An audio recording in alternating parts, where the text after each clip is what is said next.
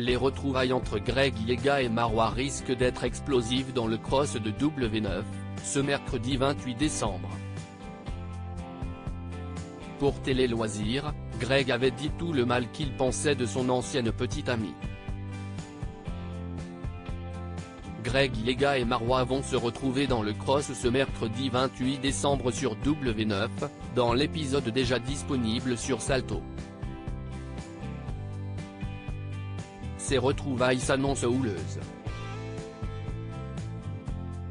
Pour rappel, les deux candidats ont entretenu une courte relation amoureuse dans les 50. Ils avaient néanmoins décidé de se séparer pendant le programme.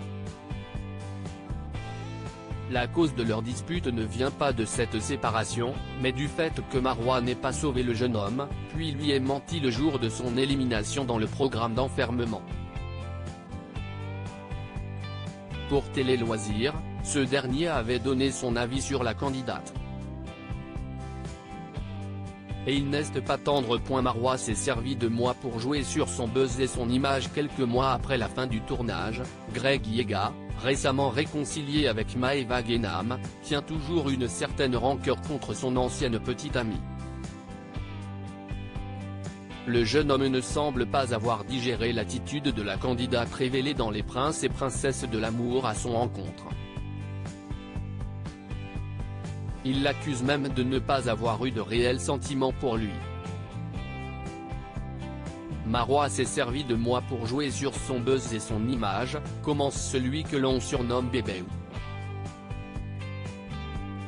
Le candidat phare des Marseillais, dont l'émission ne reviendra pas pour le moment, va même plus loin. On ne va pas se mentir, c'est mieux de se rapprocher d'un bébé, lui-même note de la rédaction, avec 1,5 million sur Instagram que d'un candidat moins connu. Greg Yega, déçu par les mensonges de son ex Marois. En plus de remettre en doute les intentions de Marois, Greg Yega est revenu sur les circonstances de son élimination dans les 50.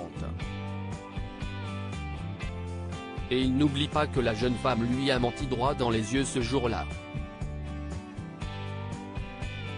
Le plus grave n'est pas qu'elle n'ait pas voté pour moi, mais qu'elle ait menti, admet-il, avant de poursuivre, si est grâce à moi qu'elle est restée aussi longtemps dans le jeu. Sans moi, elle aurait été éliminée plus vite. Je ne trouve pas son attitude correcte. Radouci à la fin de cette interview, le candidat finit par conclure « J'ai voulu y croire, mais j'ai fini par me faire prendre pour un jambon.